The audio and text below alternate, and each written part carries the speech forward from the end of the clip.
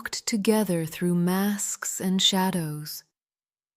We have named manipulation for what it is: control dressed as care, fear disguised as love, dependency spun into chains. We have unmasked gaslighting, cycles of charm and cruelty, the cage of isolation, the leash of fear. And we have spoken of freedom, not as fantasy, but as process, step by step, breath by breath. The truth is not always easy, but truth is liberation. When you see clearly, you cannot be fooled so easily again. When you speak honestly, you reclaim power. When you choose freedom daily, you rebuild your life. Manipulation thrives in darkness. You now carry light. Take one more steady inhale with me. Exhale slowly. Feel the weight of illusion leaving, the clarity remaining. You do not walk out of this hour empty. You carry truth now, sharp, unshakable, yours to keep. But truth alone is not enough.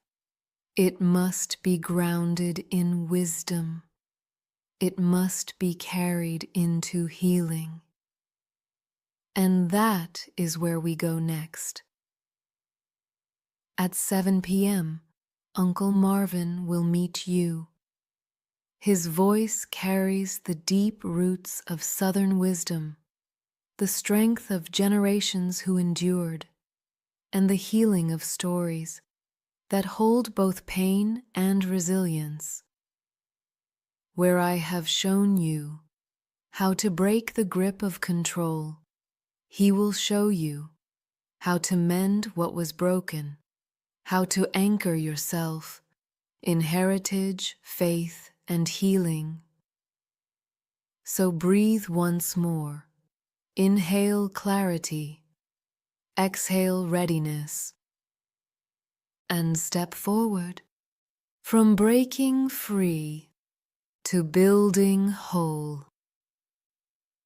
Manipulation rarely enters the room wearing its true name. It doesn't announce itself as harm. It arrives disguised. Sometimes it wears the mask of care. I just want what's best for you. Sometimes it dresses itself as love. If you really cared, you'd do this for me. Sometimes it hides behind authority. You don't know what's good for you, but I do. On the surface, these words can sound protective, but underneath, they twist your freedom. Because true care empowers, manipulation disguises control as concern. True love honors choice. Manipulation demands compliance. True guidance respects boundaries.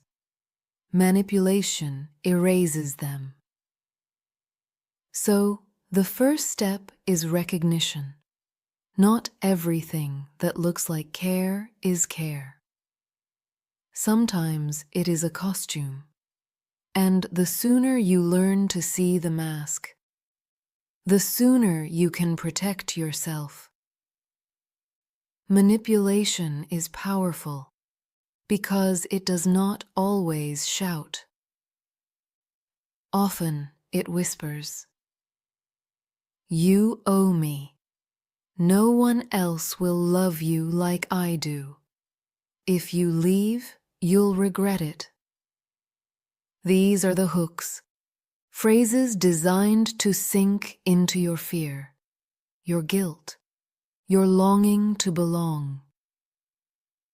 And once the hook is set, it tugs at you. It makes you question yourself. It makes you doubt your instincts. It keeps you tethered to someone else's control. But hear me clearly.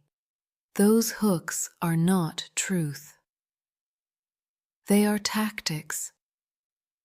You are not unworthy without them. You are not trapped by their approval.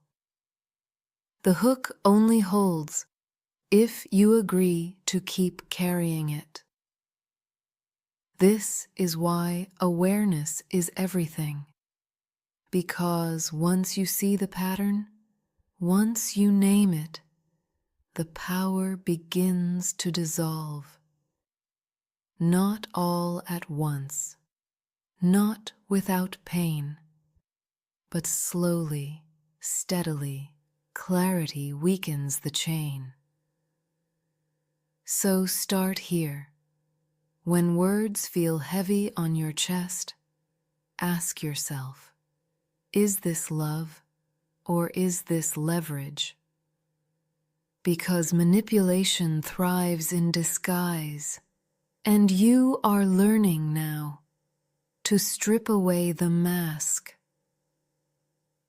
Gaslighting is one of the most insidious forms of manipulation.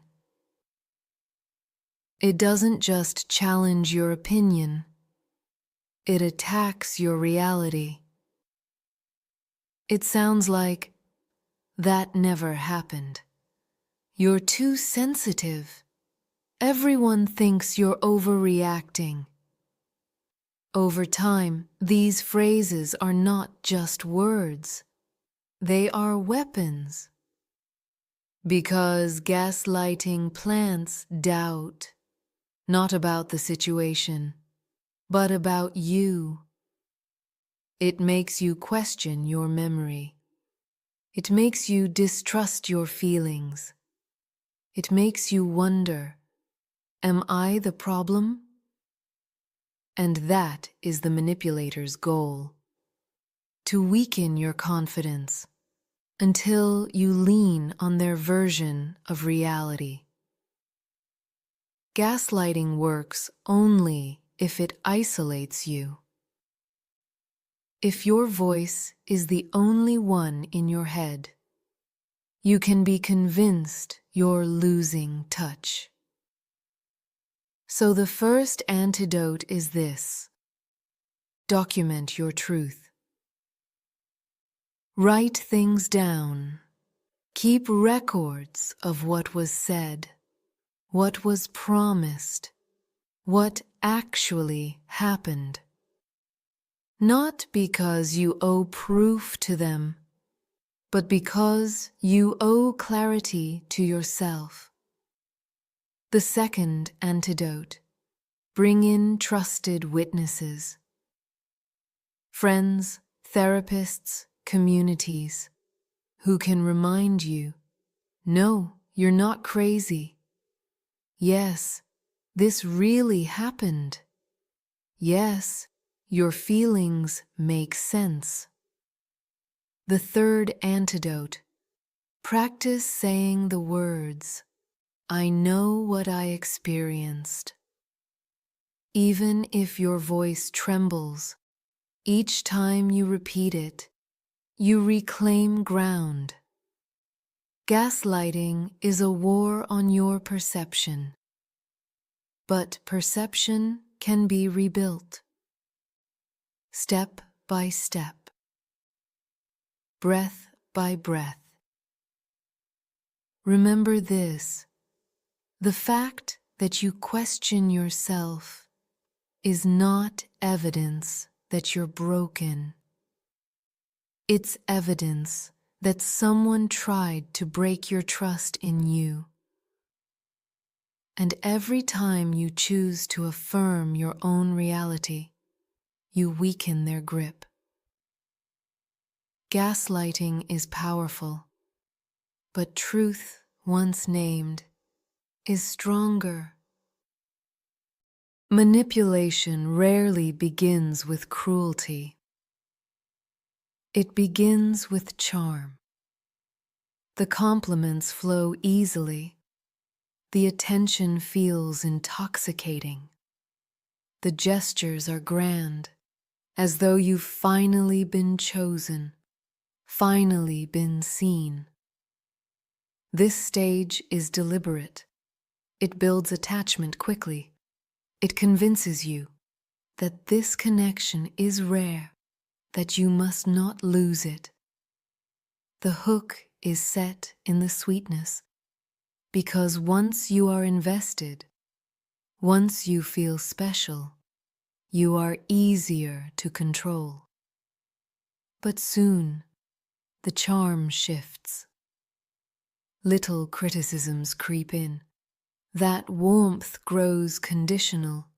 Silence replaces affection, unless you comply. And when you resist, punishment arrives. It may be anger, sharp and sudden. It may be withdrawal, cold and distant. It may be guilt. After all I've done for you. This is the cycle of control. Idealize, devalue, punish. And then, just when you are ready to leave, the charm returns.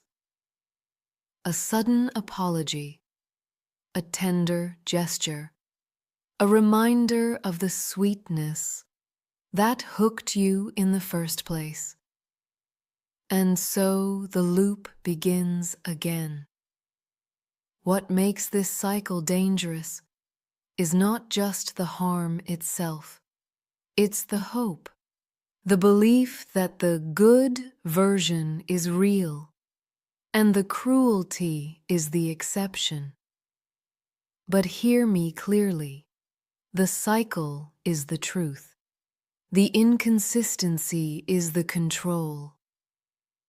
The whiplash keeps you unsteady, always working to earn back affection that should never have been conditional. Breaking free begins with seeing the pattern, naming it, refusing to be fooled by the return of charm. Because real care is steady, real love is consistent, and anything that holds you hostage between sweetness and cruelty is not love at all. One of the oldest tricks in manipulation is also one of the quietest: isolation. It doesn't always begin with outright commands. Often, it starts subtly. They don't really understand you like I do. Your friends are jealous of us. Why do you need anyone else when you have me? At first, these words can sound flattering. They paint the manipulator as special, as uniquely invested. But slowly, the circle closes in. You stop calling friends as often. You pull back from family gatherings. You second-guess whether anyone else would even believe your perspective. And without realizing it, your world shrinks until the manipulator becomes the only voice left in the room. That is not closeness. That is captivity. The antidote to isolation is connection. Every time you reach out to someone trustworthy, you weaken the manipulator's hold. Every time you speak the truth aloud, you chip away at the silence that keeps you trapped. Reclaiming connections may feel risky. You may fear judgment. You may worry no one will understand. But hear me clearly. Healthy friends and family will not punish you for struggling. They will stand with you. And if you have no safe connections nearby, seek support elsewhere. A counselor, a community group, even a journal that records your truth so it cannot be erased. Isolation thrives on convincing you that you are alone. But you are not alone. Every step you take to widen your circle again, every call, every message, every moment of honesty is resistance. And resistance breaks control. So remember this.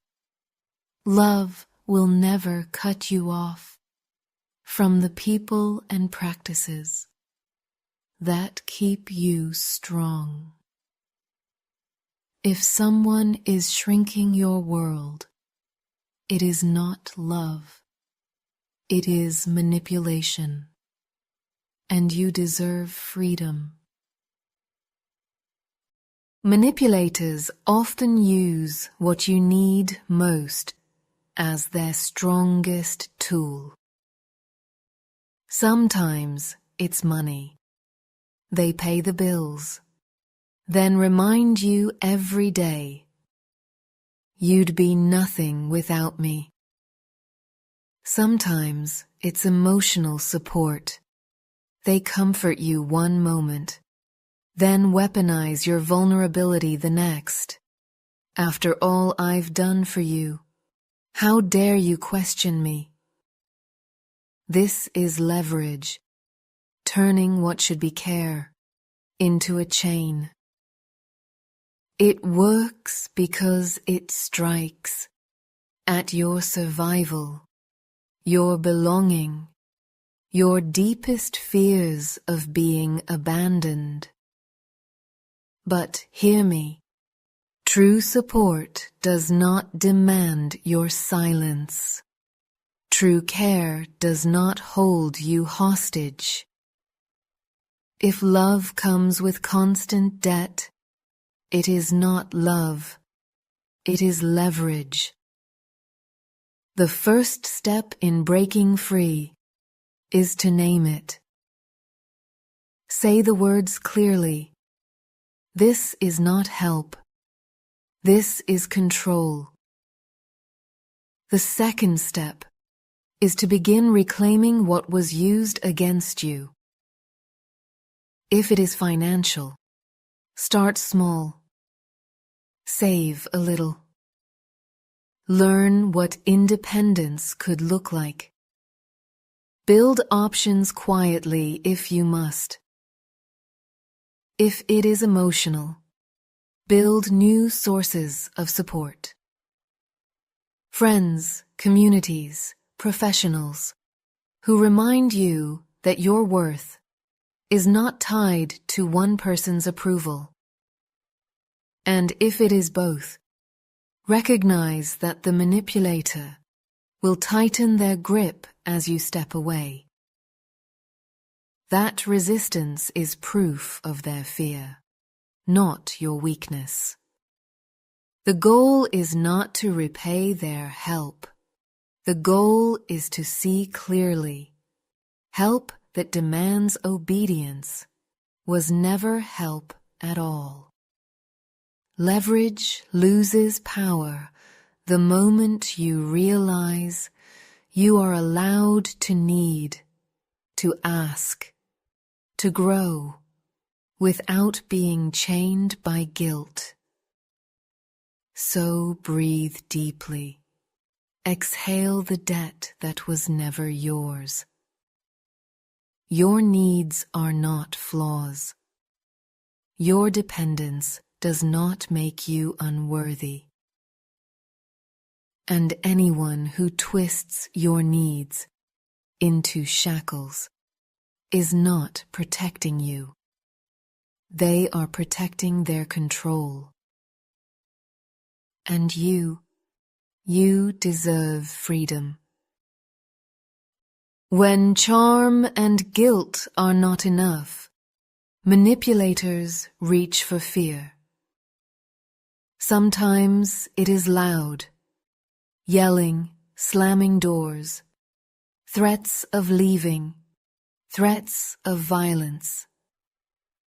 Other times it is quiet, a sudden withdrawal of affection, a cold silence that chills the room, a subtle look that says, "Step out of line and you'll pay for it." Fear is the currency of control. It trains you to second guess, to tiptoe, to silence yourself before they ever have to silence you. This is not love. This is domination. Fear thrives when it feels absolute, when it convinces you that you have no choice, no escape, no strength. But fear too has cracks. The first crack appears when you name it. I am being intimidated. Naming breaks the spell of confusion. It shifts the weight from my fault to their tactic. The second crack comes when you imagine alternatives, even small ones, calling a friend, seeking support, writing your truth in a journal so it cannot be erased. Fear tells you you are trapped. Action proves otherwise. And the third crack, courage, not the absence of fear, but the decision to act despite it. Every step you take, every boundary you draw, every truth you voice, every connection you reclaim, weakens their power. Because fear is not infinite. It depends on silence, on compliance, on your belief that you have no way out. The moment you resist, the moment you see the tactic, the leash begins to snap. So remember this: if love requires your fear, it is not love, it is control. And you deserve to live free of anyone who needs your fear to feel powerful. When manipulation is exposed, when the control begins to crack, most manipulators do not surrender. Instead, they perform change. The apologies arrive, grand, tearful, rehearsed. The promises sound convincing. I'll never do that again. I see what I've done. This time will be different. And for a moment, hope returns. The tenderness feels real. The cycle feels broken. But then, slowly, the old patterns creep back. Because for manipulators, promises are not commitments. They are tools. They buy time. They calm resistance. They reset the cycle. The illusion of change is not growth. It is strategy. So how do you know if change is genuine. Look for consistency, not declarations. Has behavior shifted over weeks, over months, not just in the glow of an apology, but in the quiet grind of daily life? Look for accountability. Does the person admit the harm without excuses? Do they seek support to change, or do they rely on your forgiveness alone? Look for respect. Do they honor your boundaries now, not only when they fear losing you? Real change is slow. It is proven, not performed. Anything less is just the cycle in new clothing.